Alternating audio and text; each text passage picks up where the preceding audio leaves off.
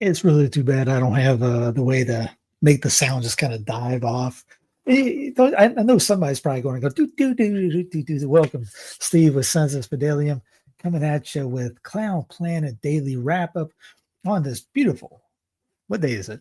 Thursday? Yeah, no. Oh darn! It's trash day tomorrow. I got to take the trash cans out. Yes, Thursday, this October 23rd, 2025, 9 p.m. Eastern Standard Time. Good morning, or good morning, good evening, wherever, whenever you are. Welcome.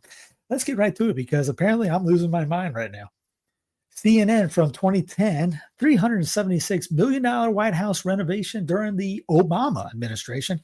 Where was the outrage then? Remember, because everyone's losing their minds about the East Wing part getting a little makeover.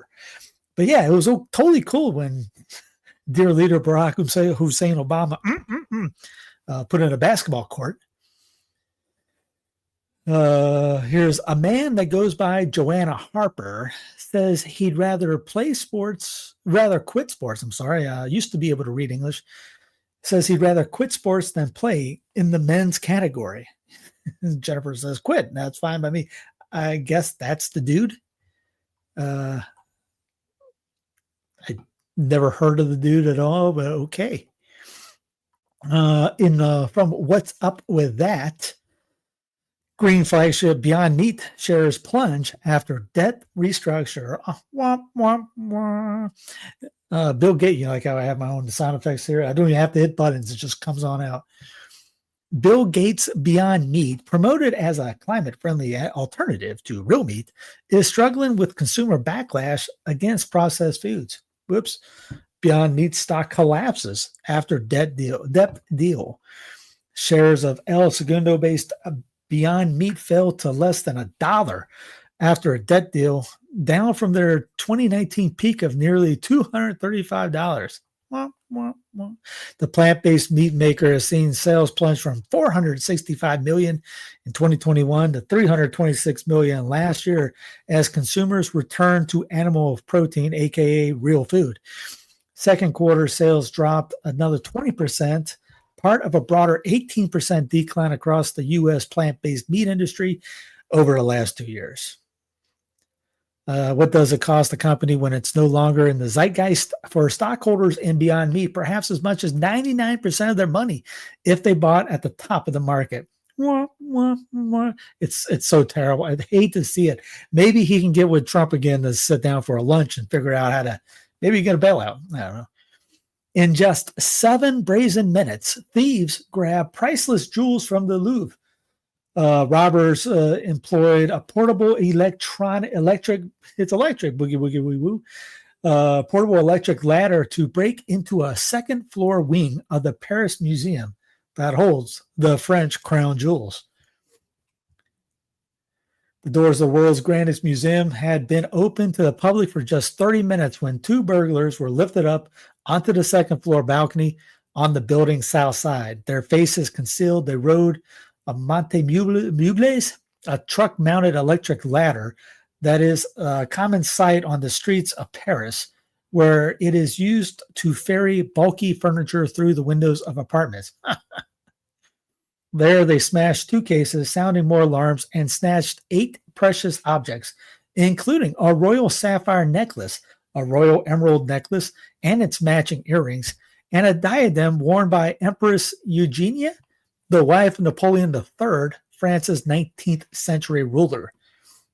The burglars went back down the ladder to a road shouldering the scene and made their getaway with 2 waiting members of their team on motor scooters. It all took no more than 7 minutes.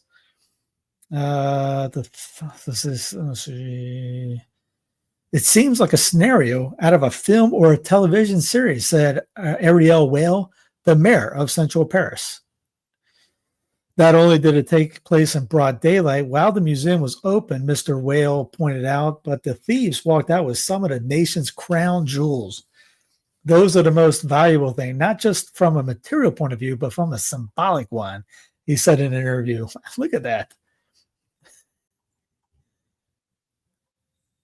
Man, that was pretty. I never looked at actually been it. I've seen it on TV or movies before. Man, art. Look how they built that back then. And then you look at the architecture we have today.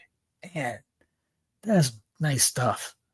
You just, if you lived in something like that, there ain't nobody doing this. You're looking up. What else? There's the, is that what it looks like? The furniture elevator used by robbers to break into Louvre on Sunday. Wow.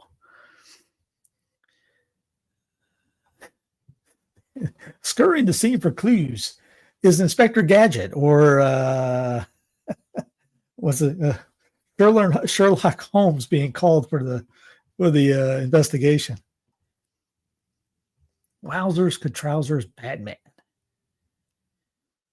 Listen, 3 years after it was stolen, the Mona Lisa returned to Paris in January 1914. Huh? Didn't know. Everything we know about the jewelry heist is on the BBC. How did the theft unfold? The gang apparently arrived at 9:30 local time shortly after the museum opened. 4 suspects arrived by a vehicle mounted. We already heard that.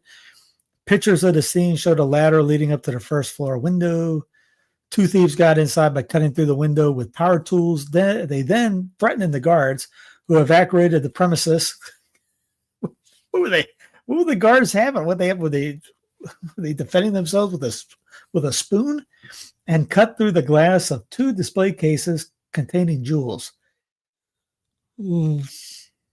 Preliminary report that revealed one of the 3 rooms in the area of the museum had no CCTV cameras. They were inside for 4 minutes and made their escape on 2 scooters outside at 9:38. Arrived at 9:30, out of there at 9:38. That's good. This is a very painful episode. What is this? Watch 2 people leave the Louvre and lift mounted to. They have video on the 2? Oh, there's got 2 people leaving. It could be them. Yeah. And we're out. Don't worry, you can't understand what they're saying unless you speak French. So they were actually watching them on camera. Wow.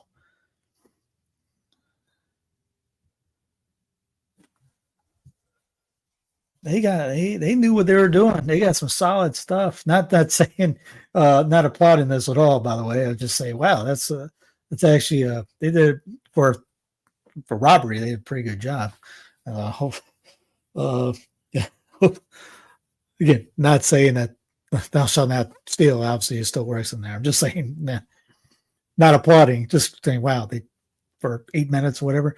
Anyway, NATO jets scramble over Lithuania after Russian aircraft breach airspace.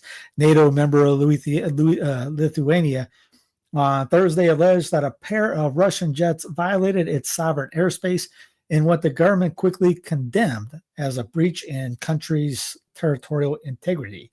This evening, Russian military planes violated Lithuanian airspace. This is a blatant breach of international law and territorial integrity of Lithuania, the country's president said in a statement.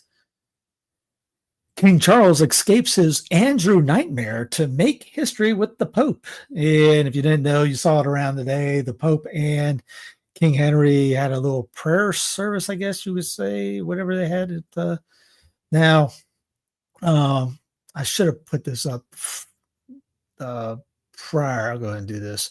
My man Ryan mentions, because everyone was just going crazy about the whole thing. Yeah, Carrie. He and I both like Carrie. Carrie, 2024 MAGA. I don't believe anything the government tells me. MAGA 2025. The government says it's true. If you question it, you love Joe Biden and hate America. All right, so he talks about this with I keep seeing that first king to pray with the Pope in 500 years. Henry VIII crusaded for the Pope, but he never prayed with him. St. Alfred is the only English king to pray with the Pope, namely Leo the Fourth. What's interesting is there are a lot of Leos in these historic meetings.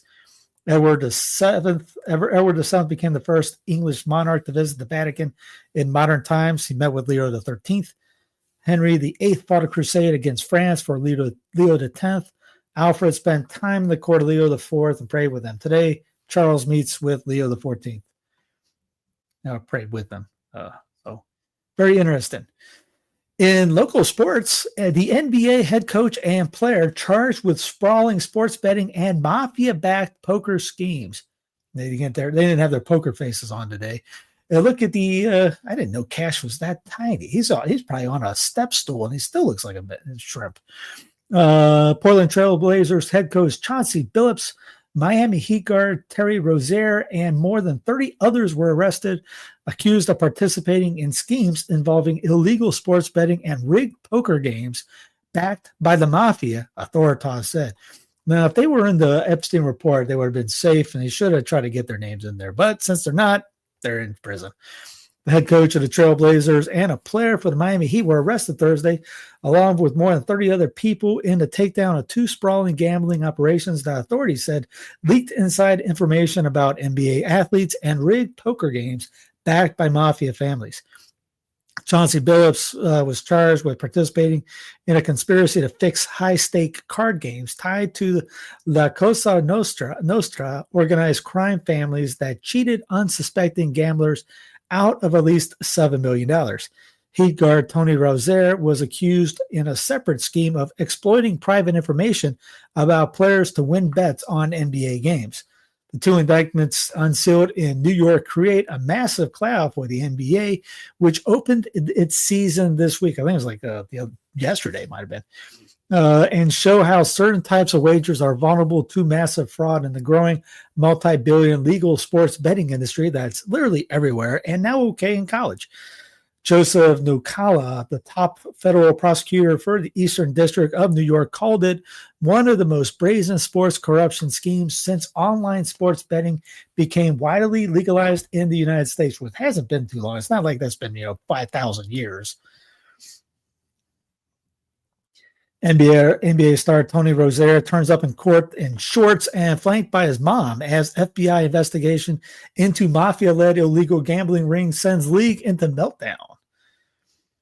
Yeah,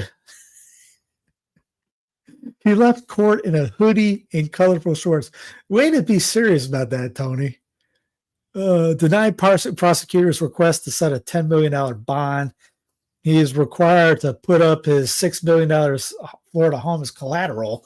He must also surrender his passport by Friday afternoon. Reports claim, while the judge ordered Rozier not to gamble either in person or online, he is due back in court in Brooklyn in December. Maybe he'll have pants on by then. That's the best you got? And his mama showed up in the attorney office. Man.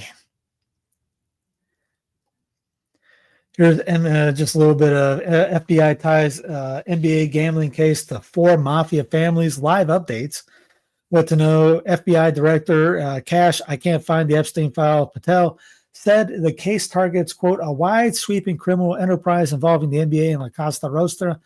More than 30 individuals have been arrested across 11 states. Charges include wire fraud, money laundering, extortion, robbery, and illegal gambling. The Bonanno, Gambino, Genovese, and Lucchese crime families are named in the investigation. Patel said the fraud spanned years and included crypto-related schemes. The case is being prosecuted in Eastern District, New York. NBA players and coaches are also arrested. NBA to come down harshly on all those involved with gambling ring to avoid broader sports integrity. Yeah, because that's what they're worried about, the integrity of the NBA. I think Stephen A. Smith blamed Trump about this. How NBA figures and mafia families allegedly stole millions in rigged poker games, very sophisticated cheating technologies. X-ray tables, hidden cameras, pre-marked cards. Prosecutors say the suspects charged Thursday in a high-profile illegal gambling bust made use of sophisticated tech to cheat victims out of millions. In a series of arrests Thursday morning, law enforcement officers across the country took several big names, blah, blah, blah. We already knew that. Poker scheme started as early as 2019 with rigged games played in New York City. Shocking enough, yes, New York City. Las Vegas, Paris, the Hamptons, Miami, and other locations. The fraud is mind-boggling. So it says FBI Director Cash. I can't find the Epstein file. Patel. There's a lot of things mind-boggling for Patel. Said in the briefing, Ricky Patel, the special agent in charge for Homeland Security investigation. Is this like a family thing? Is that like his cousin? In New York, said the scheme cheated victims out of at least $7 million.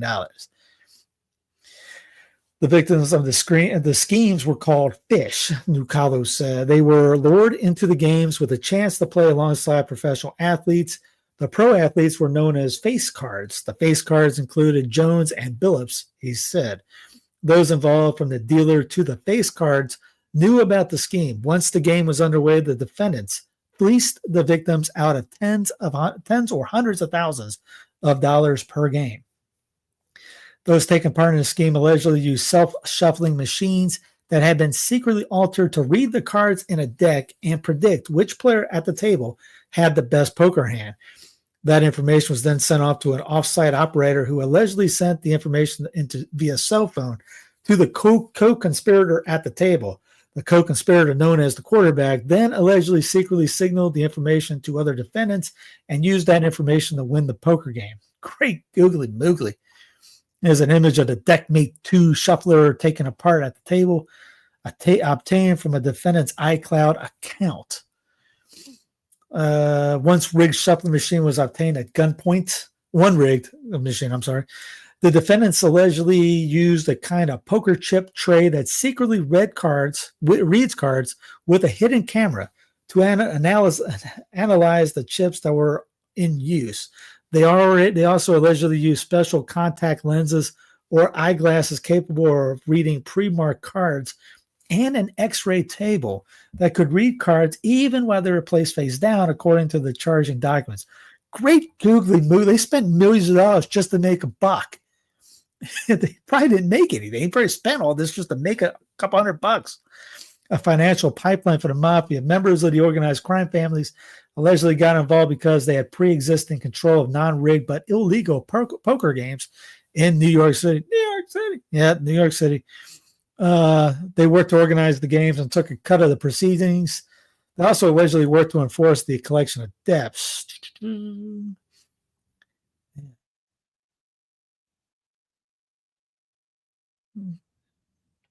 That's nuts. I mean, you think of Marky Mark, what's up, dude? Man, you think of like Ocean's 11, except for an exponential level. They're actually playing her.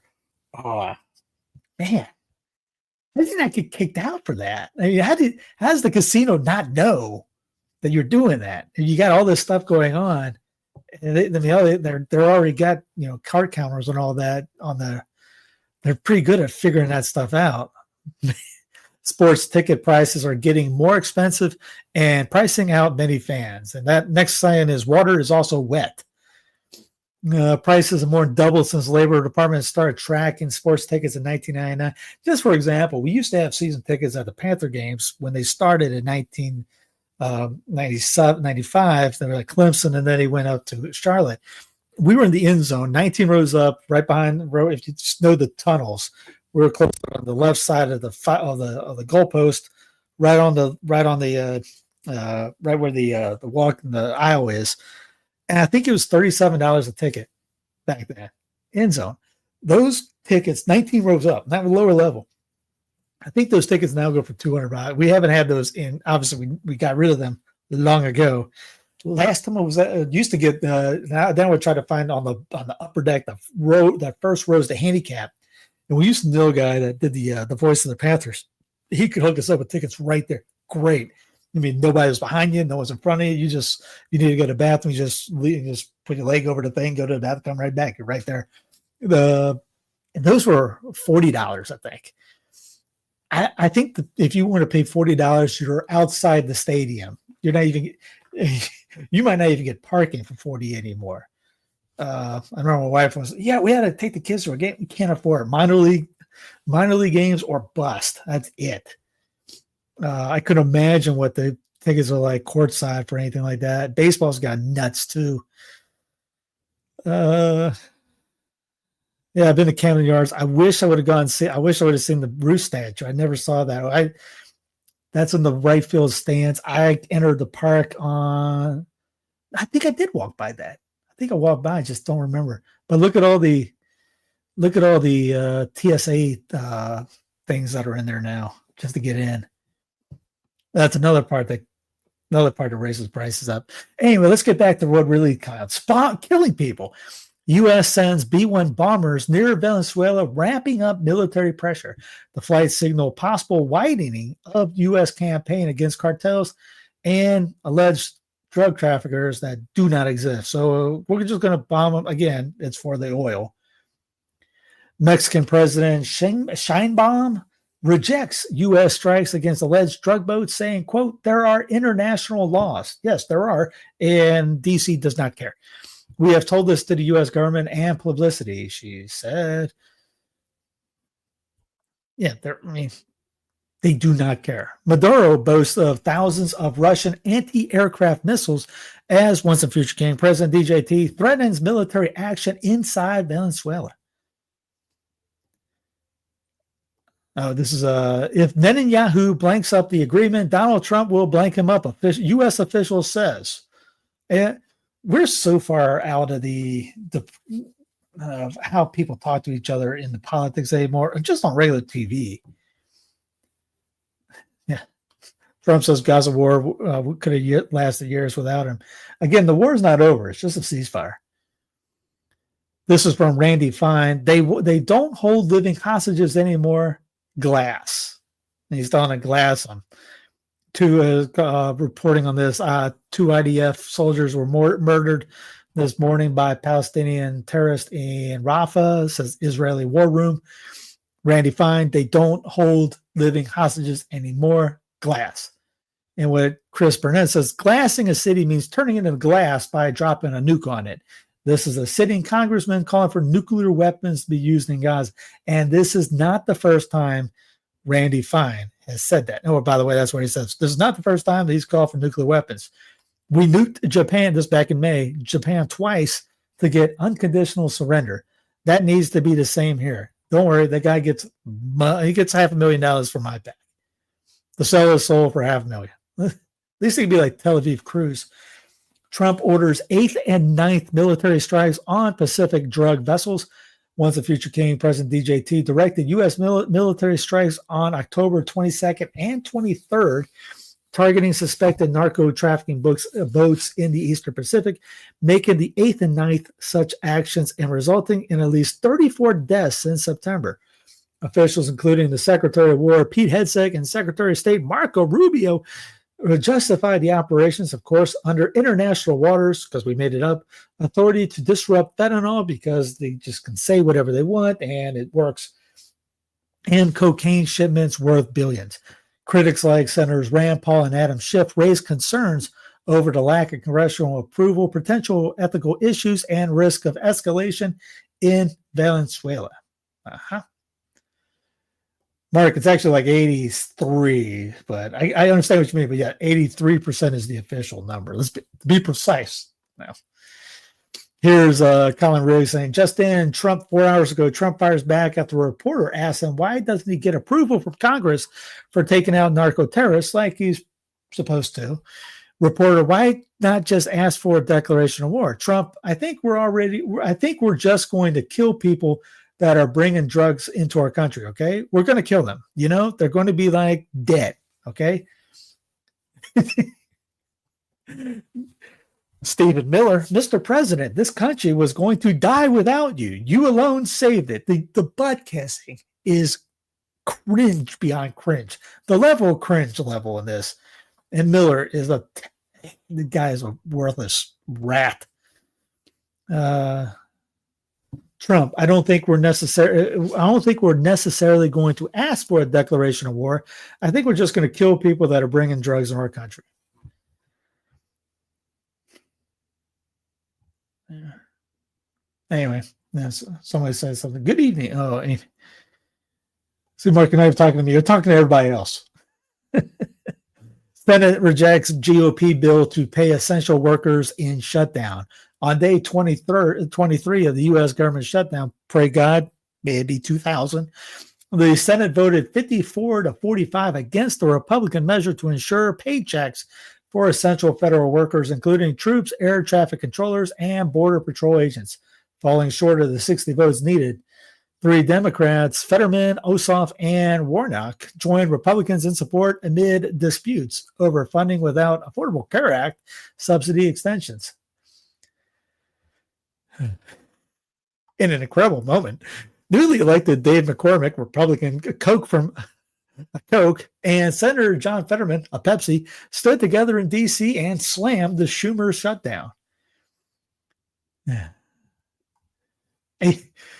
Rozier dressed better to go to court than Fetterman does to outside Congress. Let's go to War Pigs edition. Venezuela, Trump suggests strike on land soon. Then Yahoo denies Israel is a protectorate of the U.S. I had that yesterday. Palestinians in Gaza bury 54 unidentified bodies. IDF expands the number of military sites inside Syria. U.S. adds sanctions on Russia oil companies. U.S. bombs Somalia for the 83rd time. Where's the champagne cork? North Korea test fires multiple short-range missiles. Trump pardons convicted Binance founder. Pardon follows months of efforts by Zio to boost the Trump crypto company. Johnson on No Kings the other day. Look at these these people stand for. It's completely opposite to what America was founded upon. They don't like living here. They don't like capitalism, rule of law, human dignity, fiscal responsibility. He even has the brass to say limited government. I heard that, and if I was drinking something, I would have needed a new computer. I mean, say what? Just because, so what they're saying is they don't like what you stand for. You're a terrorist.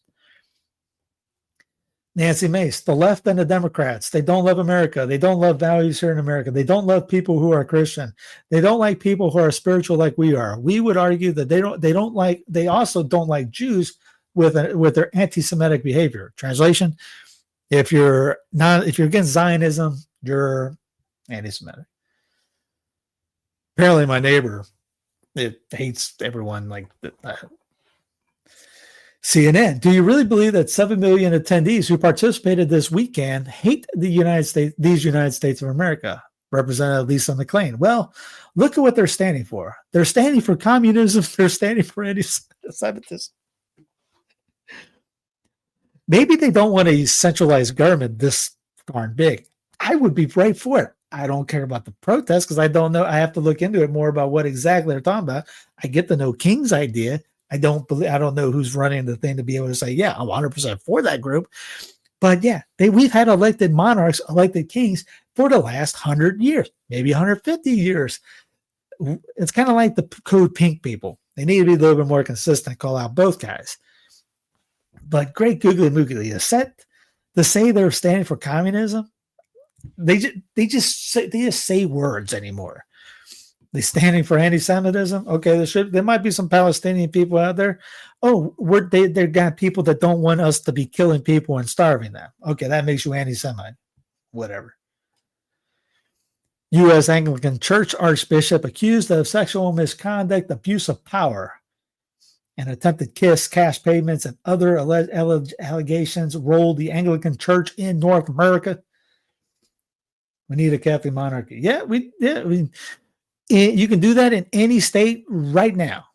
You can't do that for the entire government. You can't do that for the federal. Not only because you can't, it's because you shouldn't. It's too darn big. I'll put that up later. It's too darn big. You can't run. There is zero monarchy in the history of monarchies that would be able to survive doing 320 million people. If you look at the historical monarchy, get my bud Jeb's book on Missing Monarchy, and I did 2 things on that on the YouTube channel. Interviewed with Jeb and an AI podcast on it. And you notice it's all decentral, it's all smaller smaller. You can't govern this big of a landmass. Well, you can. It's called tyrannical government, but good luck. Yeah, but yeah, if we want a monarchy, we got to start with the local. At least get states doing it. But I mean, the states are too big. You need to break the states up more too. When you think about Germany, it had 25 states inside Germany. How big exactly is Germany? I'll tell you. Let's see. Germany compared to U.S. states. What state is closest compared to Germany? Wisconsin. So Wisconsin, Montana, Germany's 357,000 kilometers squared. Montana's 380. New Mexico and Arizona, Germany to New Mexico is close. Montana is the closest, and Montana's close on there. Wisconsin is pretty close to it as well. So think about Wisconsin or Montana being broken up in 25 sections. I mean, that just think about that. People might think Germany, 25 states in Germany. That's okay. No, we'll get real on that about comparing it to a state in the Union. Germany's the size. Think of Wisconsin. Imagine Wisconsin broken up into 25 individual sections, states, and inside that area. Now you're talking kingdoms. That's where you got to get back to. This is Trump posting this on his Trump social, dumping poo from plane on the protesters. That's the level of people we got anymore. Ask the White House a question they dislike. They'll reply with your mama.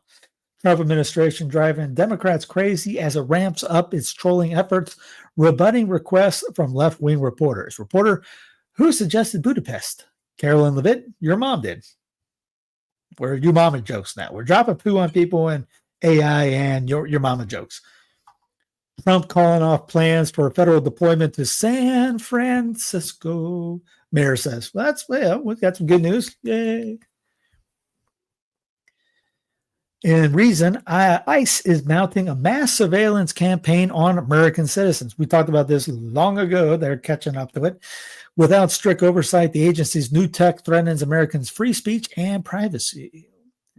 But back in the funding from the One Big Beautiful Bill Act passed in July, Immigration and Customs Enforcement, ICE has entered into contracts with companies to provide surveillance capabilities like facial rec algorithms and iris scanning identification app, controversial spyware on smartphones, and real-time smartphone location and social media tracking system, all brought to you by Israel. In September alone, ICE racked up $1.4 billion in new surveillance tech contracts, the highest in at least 18 years, according to the Washington Compost. Flock Safety, for example, has allowed ICE to access over 80,000 of its AI-powered license plate reader cameras installed nationwide, according to 404 Media. The expansive and growing mass surveillance camera network captures the license plate number, make, model, and any distinctive features of all passing vehicles, making it possible to track cars and, by extension, drivers, often without a warrant. Acting director of ICE told Glenn Beck during an interview shortly after the executive order was signed that the agency would track the money, ringleaders, and professional agitators who are being brought in from outside the Chicago area to protest against ICE. What else? Video FBI agents visit anti-ICE protester. While the media continues to ignore and even mock Trump's war on Antifa terrorism is legally impossible, the FBI is quietly interrogating protesters. The Bureau is targeting anti-ICE protesters not charged with any crime, like Chicago-based English professor Elias Cepeda, as I recently reported. Often people targeted have refused to go public with their experience, fearing retribution. But one professor, fed up with the culture of self-censorship, decided to share his story. His account sheds light on the FBI's attempts to map out some organized Antifa superstructure, and in doing so, undermining Americans' freedom of speech and political expression. Special needs teacher Miles Serafini, 26, was watching a movie with his roommate when an FBI agent knocked on his door in suburban Tucson, Arizona last Friday. Two special agents greeted him, introduced themselves only as James and Keith. They didn't offer their last names, but they knew Miles, as well as his home address, his social media handles, what car he owns, and unbeknownst to him, his political activities. We came here to ask you questions regarding a protest that happened on the 11th of June, one of the agents said. We've been basically going around asking questions for a few people, and your name was brought up. The suggestion that his name was brought up puzzled Serafini, who told me he didn't know anyone at the protest, which he learned from a post on social media. When he asked the agents how did they know who he was, they wouldn't say, though one agent, Serafini said, later told him that they knew way more about me than I think. The exact scale of the FBI questioning is unclear, but I've heard similar accounts involving protesters in Portland and Chicago. The FBI declined to comment on Serafini's account, citing the government shutdown. Of course.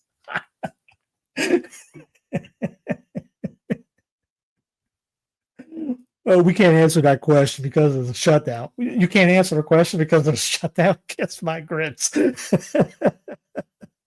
And in case anybody didn't hear me, I said, kiss my grits. That's, oh, man. ICE agents storm Manhattan's Chinatown like a war zone, grabbing vendors and protesters. ICE agents conducted an unprecedented raid on Manhattan's Chinatown, arresting several people, including vendors and protesters, as the scene devolved into chaos. Again, there's quote unquote conservatives just applauding the police state right now. Here's Candace Owens now openly claiming that Trump killed Kirk. She insists he just knows. Now she never says the word on that. She says he just knows. And if it's an inside job, he knows. But did he do it? There's no evidence. I would say there's more evidence on Israel, but there's no proof.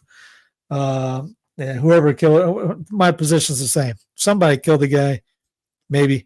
But I don't know who killed the guy, but it's not this 22-year-old kid in jail right now. Elon Musk wants $1 trillion to control Tesla's robot army.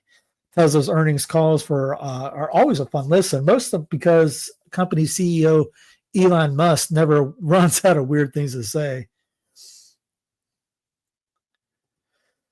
3 offers in 1 month. Paramount's secret pursuit of Warner Brothers Discovery, and David Ellison is trying to do it again. We mentioned it last time. Remember the cyber attack on Monday? China accuses U.S. of cyber attack on National Time Center. This was October 19th, so 4 days ago. China on Sunday accused the U.S. National Security Agency, the NSA, of carrying out cyber attacks on its National Time Center, saying any damage to related facilities could have disrupted network communications, financial systems, and the power supply. Now, this is from the Amazon service thing that happened Monday. The AWS server status update is incredible. There's between 11:49 p.m. Pacific time on October 19th and 2:24 a.m., we experienced increased error rates and latencies for AWS services in the U.S. East 1 region. Additionally, services or features that rely on U.S. East 1 endpoints such as IAM and DynamoDB global tables also experienced issues during this time. At 12:26 on October 20th, we identified the trigger of the event as DNS resolution issues for the regional DynamoDB service endpoints. After resolving blah, blah, blah, blah, bing, bing, bing, at 2:57 p.m., James Hamilton's yacht made landfall. By 3:01 p.m., all AWS services returned to normal operations. And here's the guy. Meet James Hamilton. He's Amazon's literal very top engineer, the brain behind all the data centers. He lives in a custom yacht and does not give blank about this art. Didn't see that word. Sorry. Distinguished engineer fixed AWS outage in 4 minutes. He's Amazon's literal very top engineer and brains behind data centers. We saw that already. This day in history. Let's just go on. It's 1983. U.S. and French troops attacked in Beirut. 2003. Sun Mi-ling, the second wife of nationalist Chinese President Chiang Kai-shek, died at age 106. 2001, Apple introduced the iPod. 1998, singer Britney Spears released the single "Hit Me, Baby, One More Time." Became a huge hit. 1956, the Hungarian Revolution began with a massive demonstration in Budapest. 1956, again, the International Atomic Energy Agency was created with the purpose of increasing the contribution of atomic energy to world peace. 1944, during World War II, U.S. forces under the leadership of Admiral William Helmsley Jr. commenced a decisive air and sea battle against the Japanese on the central Philippine island of Leyte. 1942, the British, led by Field Marshal Bernard Law Montgomery, launched a successful infantry attack against the Germans in Egypt. 1941, Dumbo had its world premiere. 1925, American comedian Johnny Carson, who is a host of the Tonight Show, established, well, you know that, was born. And do I have any jokes? Oh yeah, why did the chicken join the band? Because he could be on the drumsticks. Anyway, I know, bad joke. Anyway, not a lot of talking to chat today except for Mark. Thank you, Mark, for being there.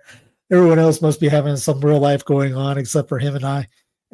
Rick, we would have done news from the pew, but Rick is traveling from Alabama to North Kakalaki. I think he's hanging out with some guys up the road. So he's in the car right now. I told him I just take the day. No, we'll do it next week. So we'll do news from the pew next week when he's back and has nothing else better in his life to do. Anyway, like, subscribe, comment underneath for the show notes, all that jazz. Don't forget Fidelium.tv for the amp.